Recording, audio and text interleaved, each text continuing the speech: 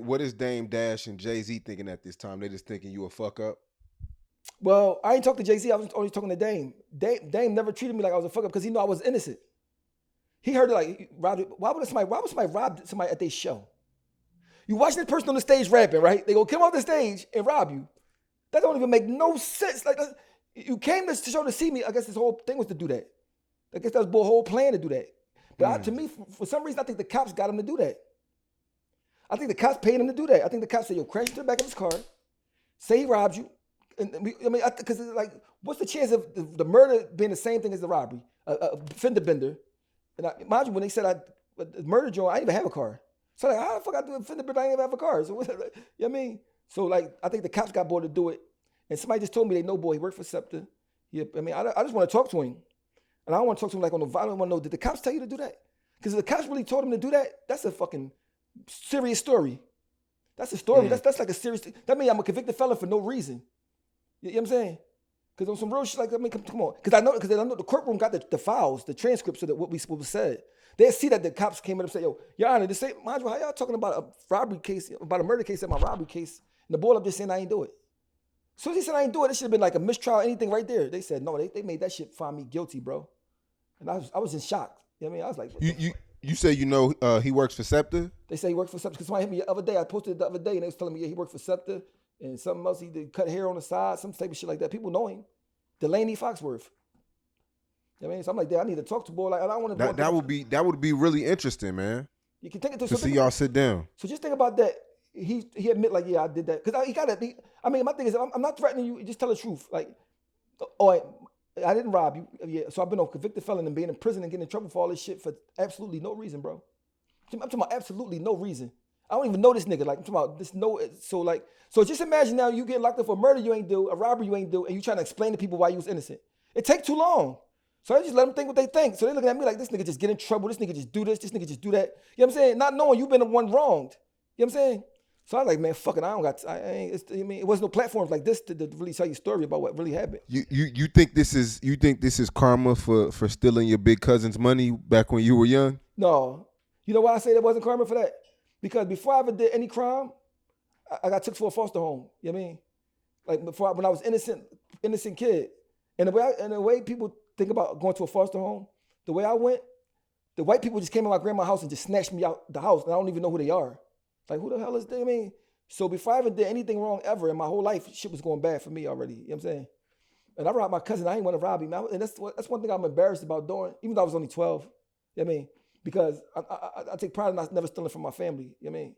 But I ain't gonna front. I was balling out for them little 2 days. You know what I mean? You know what I mean? But it's crazy because my cousin, you know, he paid now. He's super paid now. You know what I mean? But we never talked about it. I was so scared that my cousin is an intimidating boy. You know what I mean? And he was the type of cousin that you don't play no games with. Like, me taking his money, like, nigga, you took his money, you crazy as shit. You know what I mean? But I was like a young boy, I ain't know no better. If I was like, So tell us that story. So one day you're in his room. I took the money twice. The first time I took the money, so he had a room in my grandma's house. He didn't live there though, but he got that shit decked out, color TVs, the leather jacket. Air conditioner. You know, I'm from the hood, so ain't nobody got no air conditioner and all that shit. Like, so when he used to leave, I used to break in his room and just chill in there and watch TV. So I'm in there watching TV. You know, that little kid. I'm like about 11 at this time. I see a suitcase. I kick it by mistake. Like, what the fuck is this? I find the keys. Let me see if the keys go to this show. I open it. It's all this money in it, bro. Mind you, I'm a dirty little kid. Don't got no money. No mom getting high. No dad. None of that shit. So I'm like, I shut it and my heart started beating fast. I leave out the room and I'm just dreaming about that shit. Like, I can go in there right now. It's like 50,000. I didn't know how much it was. I know it was a lot, right? So instead of me taking it, I'm just talking shit on the corner with my friends. If I really wanted some Jordans right now, nigga, I can get some. If I really wanted some Jordans, matter of fact, I can get all y'all some Jordans if I wanted to. I kept saying that shit for like 2 weeks, right? My niggas like, yo, you keep on saying that shit, nigga. Well, do it then. I said, say do it again one more time. Like, nigga, you ain't got. I went in there to like 800, right? Take all my homies to get some Jordans. They going crazy. Like, this nigga wasn't lying. This nigga, what the fuck, nigga? They going crazy, right? My cousin, they noticed. I'm like, oh, he ain't noticed. Took like 12 more hundred. He ain't noticed. Took like 3 bands. Like, I bought my little cousin Tasha a big Barbie house, the Barbie car, the Ken, all the dolls and shit. Her mom see it like, where the fuck he get money from to do all this shit? My cousin like, yo, I did have some money missing. He put 2 and 2 together. Whoop my ass, bro. Listen, whoop my ass, right? So I said, cool. A year go by. Now I think I'm older. I think I'm more sophisticated. I said, nigga, I'm gonna get all that shit this time. But I'm gonna act like it's a break-in, like it ain't me. Go in the room, break in from next door off the old house, jump over the John. Go in the room and go straight take the safe. Ain't go through rummage through no drawers. He's like, I know this nigga did it. He went straight to it. He ain't look through nothing. I go down to the projects, we break that shit open. It was like 60 bands in there, bro. And the first thing I thought was, oh, he gonna kill us. Mind you, there's 60 bands in there. He got a diamond piece, a big ass P, a diamond jaw, like $1,000 worth of crack and bagged up. It was welfare card. Yeah, that's what the welfare card had your picture on it. It's picture on the. I said, yo, this nigga about to kill us, bro. Give all my. Mind you, was 4 of us. My man Chalk, he dead now, rest in peace. My man Blunt, he dead, rest in peace. My man Sean McAfee, he upgraded for it. He got like 20 to 40. And me, I'm the only one like, and I'm the youngest. I get them all like 10,000 a piece. I keep like 30. And I said, well, at least he's gonna kill y'all with me. He ain't gonna kill by myself, if you know what I mean. But I was hoping he ain't know it was me. Man, that nigga knew it was me. Like, oh, he looking for you. I said, damn, this time he gonna get me for real. Like, I mean, so he called me, he ended up fucking me up, you know what I mean? But like, he ain't kill me. He ain't kill. I thought he really was though, you know what I mean? But he got most of the money back. I started telling this is not, I was a rat. I was a kid, I was rat. I was like, my friend, yeah, who's with you? Sure, Chalk, Blood. I started telling like a motherfucker, like, you know what I mean? But yeah, that was a crazy time. I mean, so I was 12 years old, I had 30 bands in my pocket. I mean, everybody was looking for me in my neighborhood, like, where the boy? Oh, wait. They started saying I took $1 million and all. I mean, you know how the hood start hyping shit up. I mean, I was like, yo, I mean, so I never really told that story before because I was like kind of embarrassed about it. But I look back and say I was 12. I mean, you can't really, I mean, that's not, I mean, that's just somebody that just don't know no better, you know what I mean?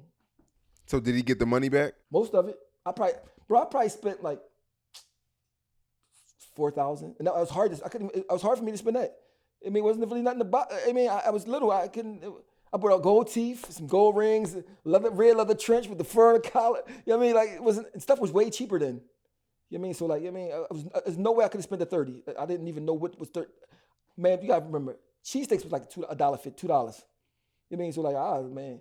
So, you know, I was like, I shouldn't have took this much. I ain't really need this much. You know what I mean? I'm like, this too much. He probably ended up getting like 80% of the money back. You know what I mean? But shout out to Big Cuz. Big Cuz paid now. Big Cuz do real estate. He got 1,000 houses. You know what I mean?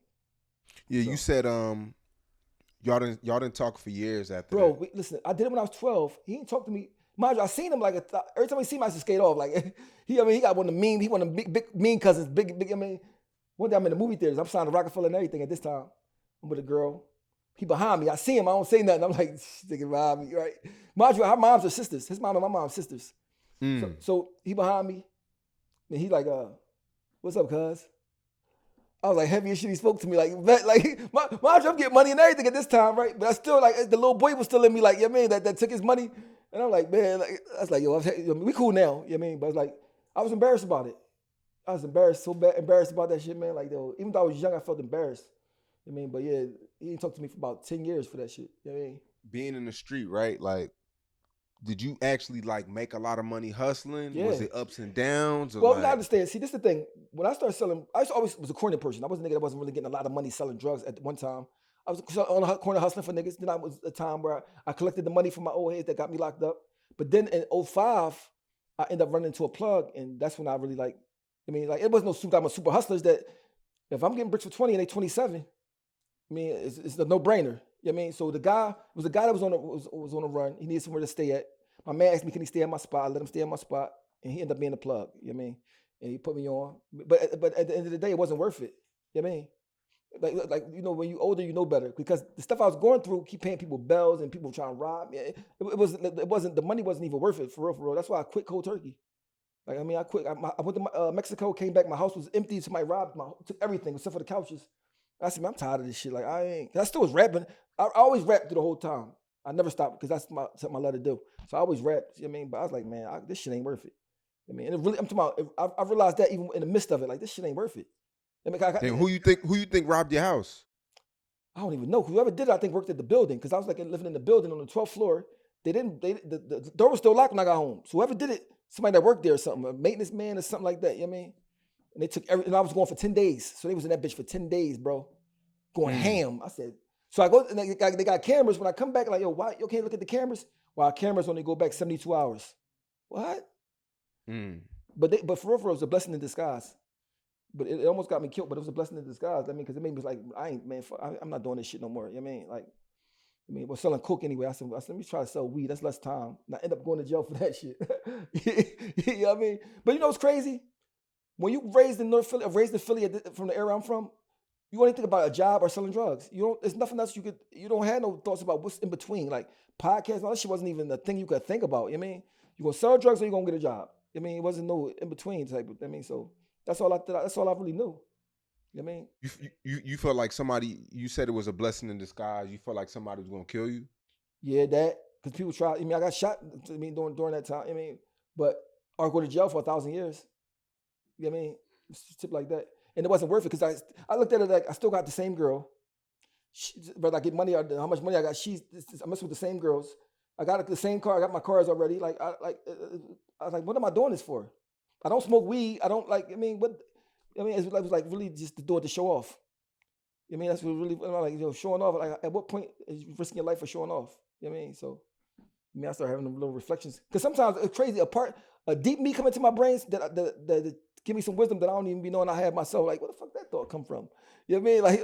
Like, and I listen to it. You know what I mean? And mind you, as soon as I quit right on time where all my homies that I was hustling with got indicted. And people like, did he tell? Nigga, I said, I'm going to jail. I'm not doing no telling. You know what I mean? So, I mean, I just got lucky. I mean, because God, that's what I said. Sometimes I'll be lucky, and then sometimes I'll be very unlucky. My shit like extreme either way. It'll never be in no mediocre shit. You know what I mean? Yeah. Speaking of that, you talked about giving away the drug game and shit. And I just interviewed Quilly. That interview did amazing. But he spoke on Joey Jihad, doing DoorDash and selling shoes, and a lot of people were like laughing at him and shit. But it's honest money. He don't got to worry about none of that. Even if that's true, I know sometimes Quilly be bidding and shit like that. But what's your whole thoughts on Joey Jihad? You know, making an honest living. I think if Joey Jihad, first of all, I know Joey personally, right? He a hustler. So whatever he's doing, if he's doing it, I mean, it's working. You know what I mean? And I don't think nothing is wrong with you door dashing. I don't think nothing wrong with you selling sneakers because anything you do to get money, I mean, especially if you're not hurting nobody, it's honorable to me. I mean, but I think Quilly was more like bidding. Because when you look at it in reality, Joey Jihad is like Quilly big brother. They get it together amongst each other. You know what I mean? Because the Quill, the real life Quill is thorough. And when I was interviewing him and I was down there talking to him with that, I see he thorough. Like, but it's another Quill he got that's entertainment. You know what I'm saying? So, but he was right. Joey supposed to be out rapping. He a special talent. For him not to be rapping is like a travesty. You know what I mean? People want to hear him. I don't know why he's not rapping, bro. He right now, Joey still got the youth to be able to bust a move out here. I don't know why he's not rapping. So, but I love Joey. I call him Joseph. You know, that's little Joseph. But you know him personally though. Like, why don't you holler at him? Because I feel like he know what he gotta do. I mean, when I do talk to him, but I don't ever. I tell him he got to rap. But Joey got a strong mind. Joey gonna do whatever. I mean, he gonna do. But I think he's so talented. He can always come. He blew my mind when I first heard him. He was like the number one in Philly for a minute, like straight, especially underground, bro. He had the swag too, bro. He was a problem, bro. People forget because but he was a problem. I used to bet money on him in battles, and usually when somebody battled, people argue about who won. They know they lost. They pay me right away. They know they lost. That's how good. I mean, he used to stay smoking people. You know what I mean? So like, I don't know why. You know what I mean? But I know my man Greg G's. I don't know if you know Greg G's. But Greg G's, him and Joey be talking a lot, and Greg G's a good, honorable guy. I think Greg G's will be able to motivate him to get back in the booth. I mean, so. But as far as Philly-wise, as far as rappers in Philly, man, I just think everybody in Philly bring something to the table to the rap game. I think it take like some type of record label or some type of independent label or something here to really that got like a real big buzz or they got money they can put behind it. They can really make some money off these young boys. You know what I mean? Or even people in Philly, period. Because people is talented. You know what I mean? It's just that we don't have the business mind frame like New York do, because New York got a lot of business savvy more than us. You know what I mean? So like a lot of people give up here and quit and just like, man, they don't see no way to make it. You know what I mean? But it's some talented people out here, man. Like, you know what I mean? Yeah. So you don't think Quilly was For real. Because he No, seemed no. serious in the interview. Yeah, but I think Quilly be talking. You know, he talk trash. That's what he do for a living. You know what I mean? I mess with him. I mean, like I mess with him. I always mess with him. I mean, people just didn't know. We got songs together and everything. People just didn't know. But I mean, I'm glad he's not on drugs no more. You know what I mean? And he got a good management behind him. You know what I mean? Shout out to my man Life.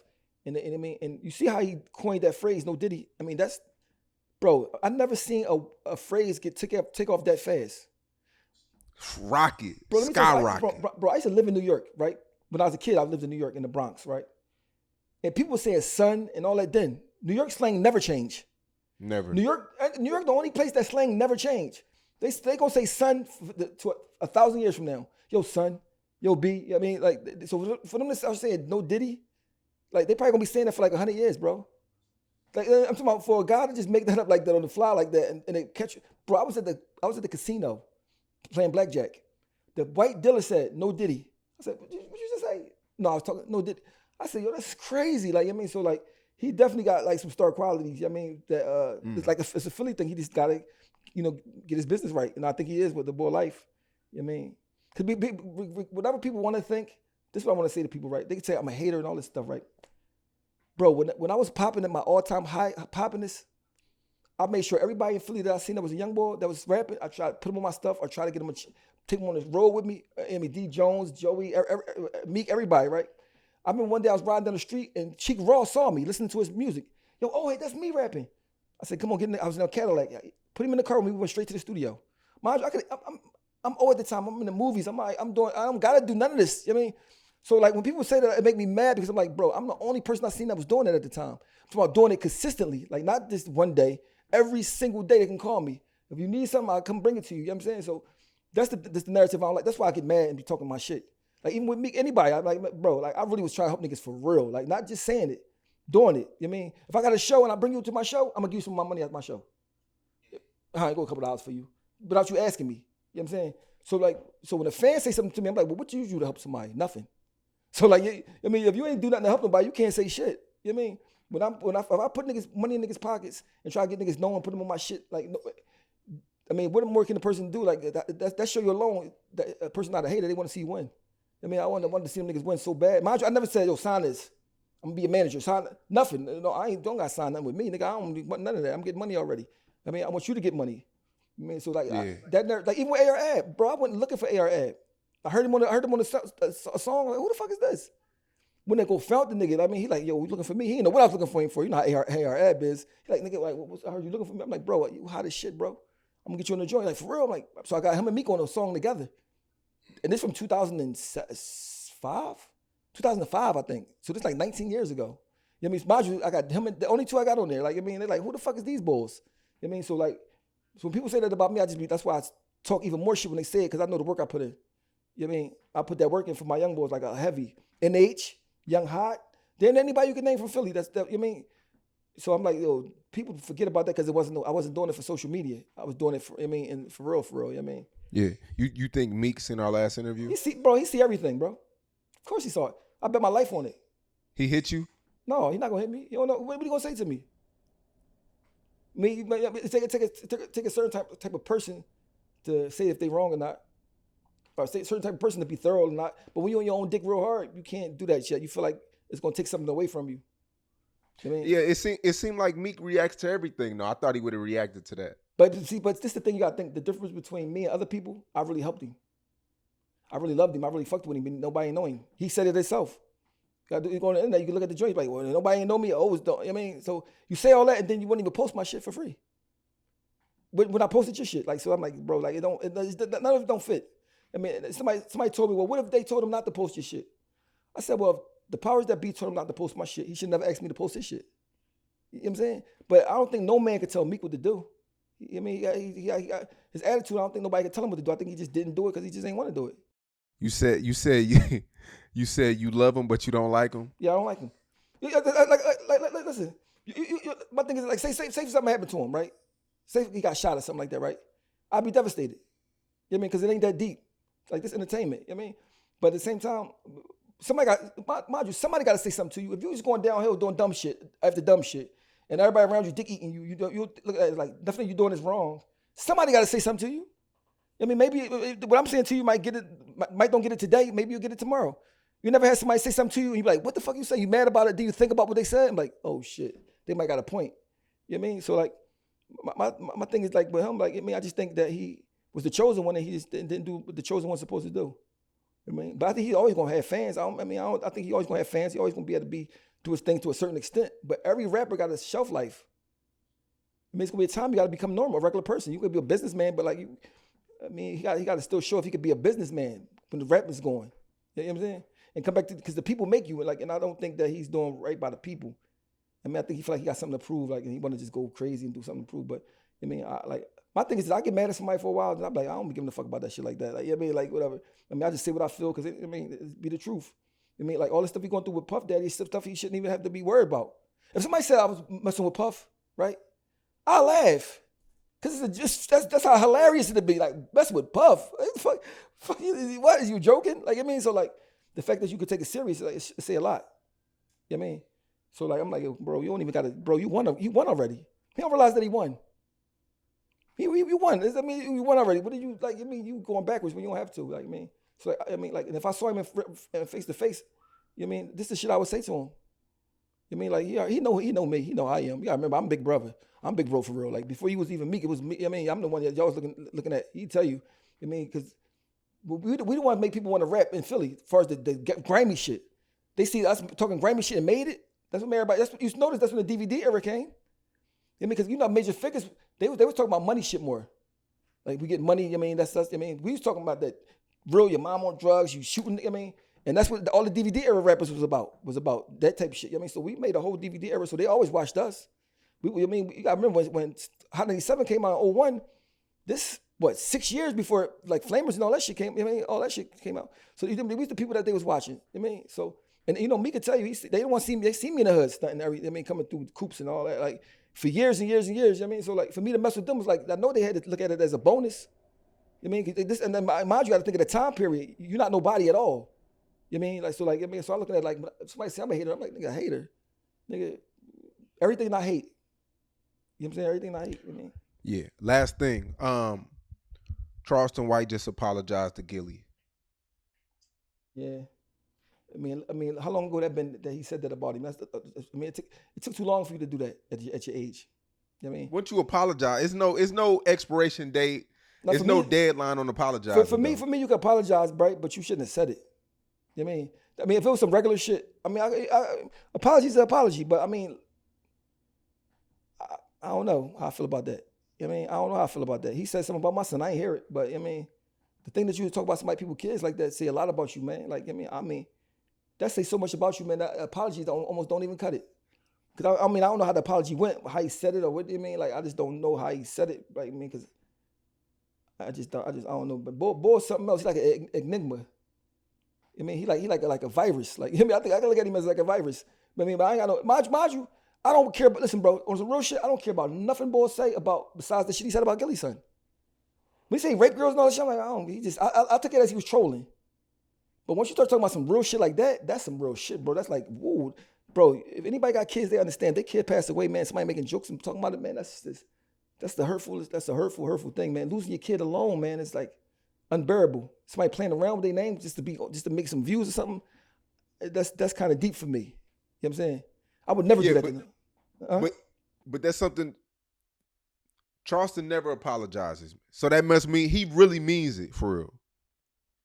But if he like 50 years old, right? Think about at 50 years old, what would make you say that about somebody's kid that's a kid that passed away? You know what I mean? If you say you're activist and all these things, right? He claimed to be. He know Gilly kid got a mom that be on the internet that see shit, right? So once you do that in front of a mom and I mean, you could apologize. That's what's up. You apologize, but like, man, I just look at you like it really don't take too much. It don't really mean nothing to me. You know what I'm saying? And then you double back and say some shit about my son, right? Bro, like, you don't understand. Like I would have chopped your head off of that shit. Like, if I saw it, I mean, like I don't. You could. It's a game to you. I mean, because you know you just talking words, but like them words. Sometimes words have repercussions. You know what I'm saying? Like, I just don't. Like I would never say that about Charleston White's son, about nobody's son, because it's just a foul thing to say.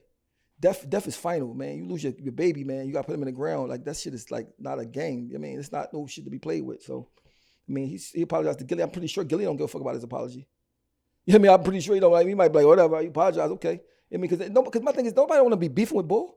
See, I ain't him. I don't need no views from him. I mean, I don't gotta get views from him. So I ain't saying to get no views from him. He was just wrong. So my thing is, if I said something to you about you doing something wrong, right, and now you apologize for it, right? Listen. If you said something wrong, right, and I said something about you being wrong, what you said was wrong, right?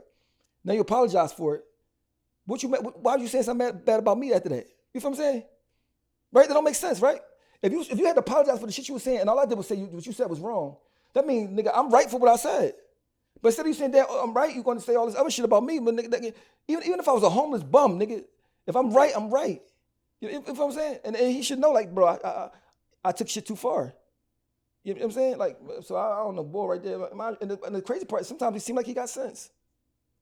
I mean, but then he don't. I'll be confused by Bull. Like, I don't know how to take Bull. Like, I mean, but my thing is, I don't want people to think I'm out here trying to have a debate with Bull to get views. Like, I don't give a fuck about that shit. I mean, if that was the case, I would post shit about him every day. You know what I mean? Like, nigga, just, I mean, but I don't give a fuck about him. I just want him to see as a man that what he did was wrong, and he got a son. So I want him to sit there and think for 10 seconds about his son being dead and me making jokes about it, how he will feel. You know what I'm saying? Then he probably like, oh shit. If he love his son, he'd be like, oh shit. I mean, so that's all. I mean, it's so much other shit to worry about in this world. For me, I don't like. You mean? Plus your pop's like, oh, leave that alone. Your pop was like, you know what I mean? So like, it's crazy as people think I am. I do take advice from people that's older than me. You know what I'm saying? Because they tell you some shit like you might not get it at that point, at that moment, but I mean, but you see me doing my content more. Me and my man CEO Nafis. Shout out CEO Nafis, man. Yeah, I like that. I've been watching that. Just the overall state of Philly. You know, recently, you know they got switches now. These kids running around with switches. I think the city of Philly banned the Pooh Shiesty mask. Yeah. Like, what's your thoughts on the overall state of, you know, what's going on in the city? I think the kids in Philly, right, that's doing all this stuff with the guns and stuff, I think they just don't have nobody that they respect, that they know been through the stuff they've been through, talk to them. I mean, but not talk down to them, but talk to them like, yo, I mean, because sometimes people come to kids and talk like they better than them, and the kids ain't trying to make the kids defensive, whatever. And plus, I think it should be some more jobs here. I mean, but they just need to have some type of thing where, all right, this kid can make $150 a week if he just do this. I mean, so when they give money to the state, just give money, set up money aside for that. I mean, so kids can have something to do, as though they don't got to be out here trying to be tough and all that stuff. I mean, because Pennsylvania will sit you down. You know what I mean? And I got a guy that you might want to interview too, because I was going to interview him myself, but I think your platform bigger. And his name Hassan Mayhew. He's my celly. He went to jail when he was 15 years old, right? He just got out about 7 months ago, right? Just got some coochie for the first time, bro. He's 44 years old. Yeah. That right there alone let you say, man, like, mind you, he didn't kill nobody. He was there when somebody got killed. He did some robberies because, you know, he's from 55th of Vine. And he just got out of jail, bro. And mind you, that's because they made it illegal to give a juvenile life without parole. They said it's what they say is unconstitutional. I mean, so he got out of jail after doing like 28 years. So he went to jail 14, 15. He got out 44. You know what I mean? And he called me like, oh, I got some coochie, man. She was crazy. I wanted to take the condom off, bro. That shit was, you know what I mean? So like, I think his story be a lot of prevent a lot of kids from doing some things they might do otherwise. You know what I mean? Yeah, I would love to do that interview. Yeah, bro. Listen, I'm talking about literally straight from 1995 to 2023. He was in jail straight. I'm talking about straight. He wrote me a letter one time saying, "Oh man, I'm gonna kill a guard up here so I can get took to the police station and try to escape from the police station." That's how deep it was. That's how deep it was. Like his grandma died. He felt like he ain't had. I mean, bro, just imagine not getting no coochie in your teens, your 20s, your 30s, your 40, your virgin to your 40 something. You get some coochie like. That story I think can prevent a lot of kids from doing what they. I mean, because Pennsylvania will sit you down, man. So that's why me and CEO Nafis come in. We trying to tell stories that, you know, Gillian Wallow got all the A-list celebrities. You know what I mean, somebody gotta get the people that's like, that's regular people that, you know what I mean, because like a lot of people be mad at Gillian Wallow, like, yo, all they interview is famous. I mean, I said, man, that's good. That's all the interviews. That means all the other people left that you can get yourself. You know what I mean, so like, so you know, everybody try to find something bad in that. You know what I mean. And, you know, Gilly, I got a lot of respect for Gilly. I mean, that's my man. I mean, we've been doing the same thing for a long time. I mean, so like, but I think me and Nafis, we got like a no niche we're gonna be able to attack. I mean, and get them powerful stories. Man, I'm a fan. I'm always locked in. I'm always on your channel. Cause because you tell a lot of dope stories on your channel, man. And you got 70,000 subscribers too. Salute to you. And yeah, I would love to interview dude, man. I would love to put some money in his pocket and help him out, and then just funnel that back through your channel too, so you could re-interview him. And Yeah. I'm gonna call. I would love to do it tonight. I'm gonna call him tonight and tell him, man, he gonna be happy, man, because he a good dude too. Yeah. Good dude. If you talk to him, like, he's so uppity, he's so happy to be out, like, you know what I mean, and it's powerful because he can tell you about the years they've been in there, and like how the years he went to jail 15. So he's 60. He was in jail for like 5 years before he was 20. He's 20 with 5 years in already. You know what I mean, and mind you, he wasn't a mature 20. I mean, 15-year-old. He was like a kid 15. You know what I mean, so when I met him, like, I was 16, he was 15. I'm like, yo, you like a kid. He was a real kid, like, and they didn't give a fuck. Well, what city is he in right now? He in Philly. Yeah, set it up. Let's get it done this week. All right, but I'm gonna call him when I leave here. You know what I mean? So, you know what I mean, that's dope. You know what I mean? Because I know it's a big platform that give him the opportunities. He probably can go on speaking engagements and all type of stuff from that. You know what I mean? Because he got a powerful story, man.